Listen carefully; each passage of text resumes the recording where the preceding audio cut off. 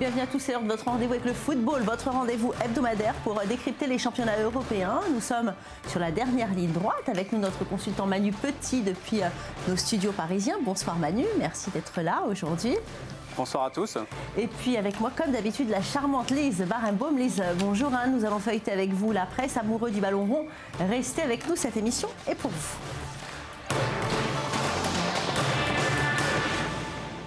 Regardez les résultats, une 38e journée fructueuse en but avec 32 réalisations, fin de championnat à grand soir. Donc le Paris Saint-Germain s'impose face à Reims, 3-2. C'est donc sur une victoire que les joueurs de la capitale partiront en vacances. Victoire des Guns sur Rennes, 1-0. Monaco a conservé sa 3e place du championnat en s'imposant face à Lorient. L'ASM jouera donc le 3e tour préliminaire de la Ligue des Champions.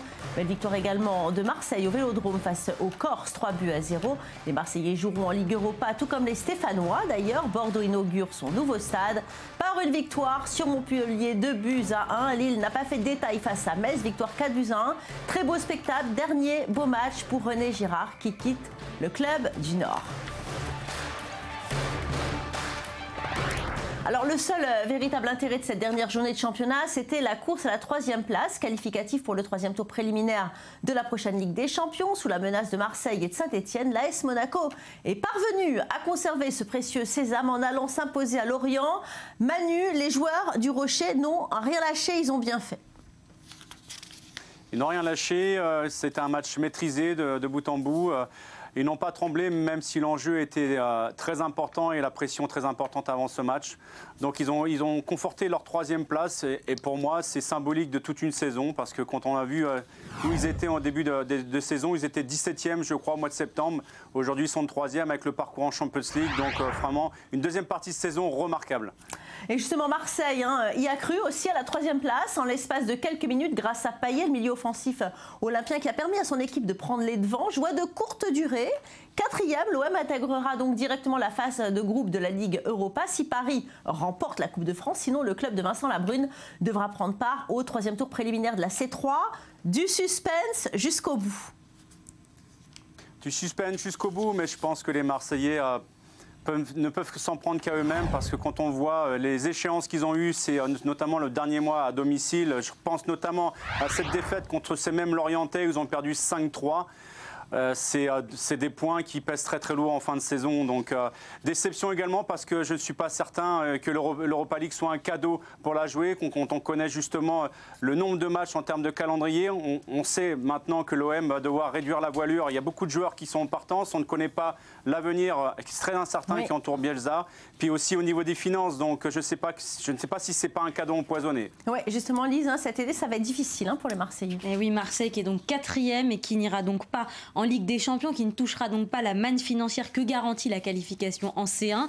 Marseille pourrait toucher au maximum 1 300 000 € pour la Ligue Europa. Donc le calendrier de match va être vraiment chargé cet été pour accéder au tableau final de cette compétition. Il y a aussi des départs très importants. L'OM perd Gignac et Ayou qui sont en fin de contrat et qui donc partent libres sans rapporter un seul centime au club. Pour recruter, Marseille va donc devoir vendre. Alors on annonce déjà l'arrivée de Wissam Ben Yedder et de N'Golo Kanté, mais à des prix qui vont être très difficiles à supporter pour les Phocéens. Ouais, c'est vrai. Dites-moi Manu, vous pensez justement que cette Ligue Europa, elle est à la portée des Marseillais ?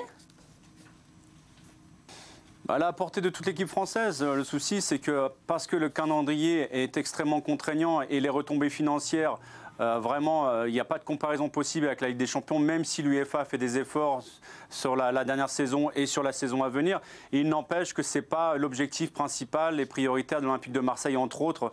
Donc effectivement, d'un point de vue économique, ça pèse très lourd dans la balance. Vous avez cité, et ça aussi, le mercato à chaque fois c'est mal négocié parce qu'on s'aperçoit que des joueurs majeurs partent libres sans indemnité de transfert. Dans l'intervalle, ça ne fait qu'obliger l'Olympique de Marseille à recruter d'un point de vue national, dans l'Hexagone, donc des joueurs qui pourraient sensiblement peut-être leur apporter une plus-value sportive, mais vraiment ce que recherche l'Olympique de Marseille. Je pense que ça va être une saison encore compliquée. Ouais. Alors justement, le miracle n'a pas eu lieu également pour Saint-Etienne malgré son succès face à Guingamp. 2-1, 5e, la formation de Christophe Galtier entrera donc en lice lors du 3e tour préliminaire de la Ligue Europa. J'ai envie de dire qu'elle est de plus en plus belle cette équipe stéphanoise, Manu. de plus en plus belle et ça couronne un petit peu le travail que depuis quelques années qu'effectue Christophe Galtier. Il est très apprécié à Saint-Etienne, dans son vestiaire également. Il a franchi un palier encore cette année avec son équipe. Alors c'est vrai que c'est pas flamboyant, c'est pas glamour, mais c'est quand même efficace. Il leur manque quand même du potentiel offensif pour accroître un petit peu le renouveau. Mais quelque part, je m'en tiens à ce que j'ai dit là, juste à l'instant sur l'Olympique de Marseille, déclaration de Galtier qui disait « Je ne suis pas certain que nous recherchions vraiment la 3e place ». Ça vous montre à quel point les clubs aujourd'hui sont désireux d'accéder à la Champions League, mais en même temps sont conscients des dangers en termes économiques que ça peut représenter. Alors on va parler quand même du champion, les Parisiens qui n'ont pas pu fêter leur titre dans les rues de la capitale, Lise Barenbaum. Et oui, les dirigeants parisiens n'ont pas reçu l'autorisation de la préfecture de police de Paris qui craignait que ça tourne à l'émeute comme en 2013 au Trocadéro. À l'époque, il y avait eu des voitures brûlées et des affrontements entre casseurs et forces de l'ordre qui avaient fait quand même une trentaine de blessés. Alors cette année, Anne Hidalgo, la maire de Paris, était favorable à une célébration hors du Parc des Princes. Ça aurait pu se passer sur le parvis de la mairie de Paris ou avec un bus qui aurait défilé autour de la Tour Eiffel. Finalement, ça ne s'est pas fait. Donc seuls 45 000 spectateurs ont pu participer à la fête dans l'enceinte du Parc des Princes. C'est dur quand même pour ceux qui aiment le Paris Saint-Germain de ne pas avoir pu fêter comme ça avec leur équipe. C'est quand même une punition, Manu, non ? Une punition qui est justifiée quand même, Valérie, parce que vous l'avez souligné, les événements de l'année dernière, mais dans le contexte aujourd'hui que nous vivons à Paris, moi je suis quasiment dans le centre de Paris, dans le quartier juif du Marais, et on a des militaires partout. Donc imaginez si il y avait une affluence de plusieurs milliers de personnes, ça peut être aussi une formidable opportunité pour certaines personnes mal intentionnées. Donc je peux comprendre les pouvoirs publics de refuser cette célébration populaire dans les rues, parce qu'aujourd'hui tous les critères de sécurité ne sont pas réunis. Alors justement, les festivités ont donc eu lieu dans le stade et il y en a un qui a fait amende honorable, Lise Barenbaum, c'est Zlatan. Oui, alors une grande fête avec un son et lumière.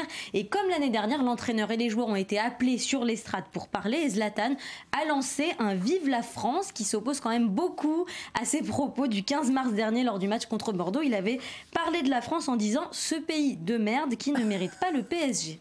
Justement, alors vous pensez que c'est ironique ou bien c'est sincère, Manu ?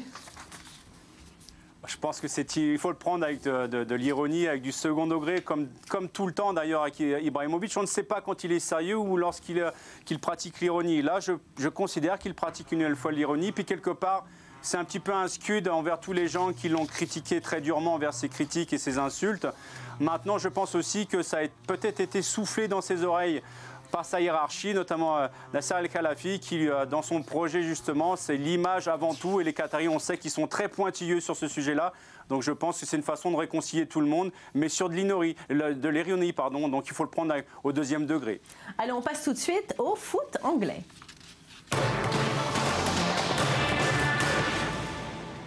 On passe donc au championnat anglais. Vous le savez, les Blues de Chelsea sont champions. Cette saison, c'est les vacances pour les joueurs du monde entier. Mais les clubs se projettent déjà sur les grands chantiers de l'été pour atteindre leurs objectifs la saison prochaine. Chacun doit tirer ses conclusions.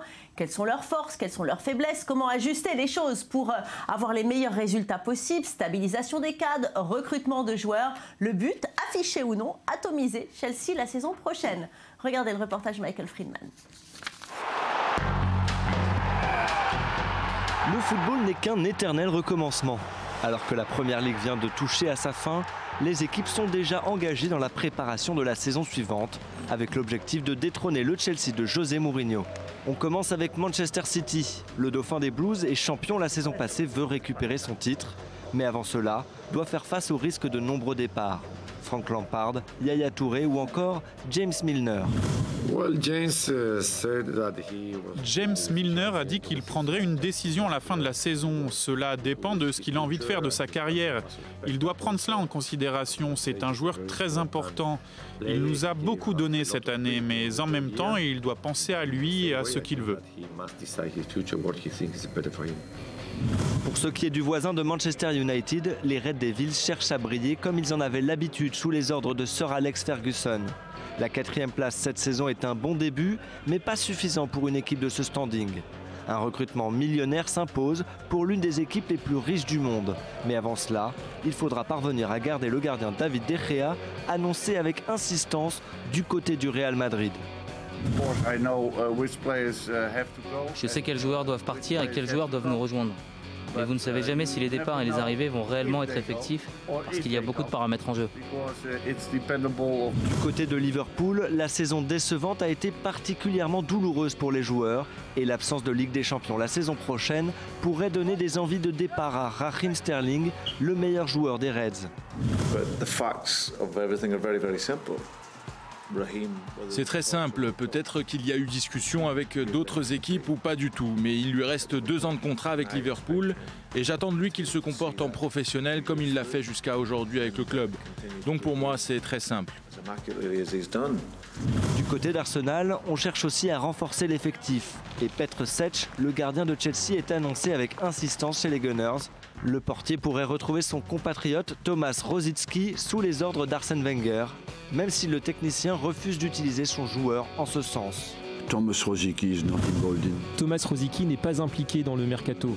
Il sera avec nous la saison prochaine, mais on ne l'utilise pas pour ce genre de choses. Pour la ligue la plus riche du monde, l'été s'annonce encore très dépensier, mais avec la concurrence des autres grands d'Europe, ils doivent également s'atteler à garder leurs meilleurs talents. Donc on vient de le voir, beaucoup de mouvements cet été. En plus de la lutte pour le titre, il y a l'honneur du championnat anglais à restaurer. Pour rappel, les clubs anglais ont été ridicules en Europe cette saison, Manu. Ridicule en Europe, mais ça va changer, Valérie, parce que le pouvoir financier des Anglais est considérable, a commencé en 2016 avec la renégociation des droits télévisuels. Déjà qu'économiquement, la Première Ligue était en avance par rapport à ses voisins européens, cet écart ça va s'aggraver. Juste un exemple pour que vous compreniez. Manchester United, l'entraîneur Louis van Gaal dispose d'une enveloppe de plus de 200 millions d'euros sur le marché des transferts dans les semaines à venir. Donc ça vous laisse un petit peu présager de la force de frappe que peuvent avoir les Anglais aujourd'hui sur le marché des transferts. Donc il y a une dérégulation qui va s'amplifier de plus en plus avec les voisins européens. Oui. Bon, en tous les cas, il y a des joueurs qui vont venir, certainement, d'autres qui vont partir. C'est le cas de Didier Drogba qui quitte finalement Chelsea, mais qui ne prend pas sa retraite sportive. Et oui, Didier Drogba, 37 ans, qui espère encore jouer au moins 1 an dans un club qui lui laissera un peu plus de temps de jeu. Je vous rappelle qu'il était revenu à Londres l'été dernier après 2 ans d'absence. Avec Chelsea, il a marqué 164 buts sur 9 saisons après son arrivée en 2004 en provenance de Marseille. Il a quand même ajouté qu'il espérait revenir à Chelsea à l'avenir dans un autre rôle. Et puis, on a vu Steven Gerrard qui était très triste de quitter Liverpool, le club de son cœur, son grand amour. Eh bien, il a été très bien accueilli aux États-Unis, Lise. Oui, alors il sait déjà où il habitera la saison prochaine, quand il sera avec les Los Angeles Galaxy. Il a trouvé une maison proche de Malibu, une maison à 23 millions d'euros, avec 6 chambres, une piscine, un sauna, une salle de projection et bien sûr une vue imprenable sur l'océan. Le tout pour un loyer de 18 500 € par mois. Qu'est-ce que vous en pensez, Manu? Ça permet de sécher ses larmes rapidement, hein?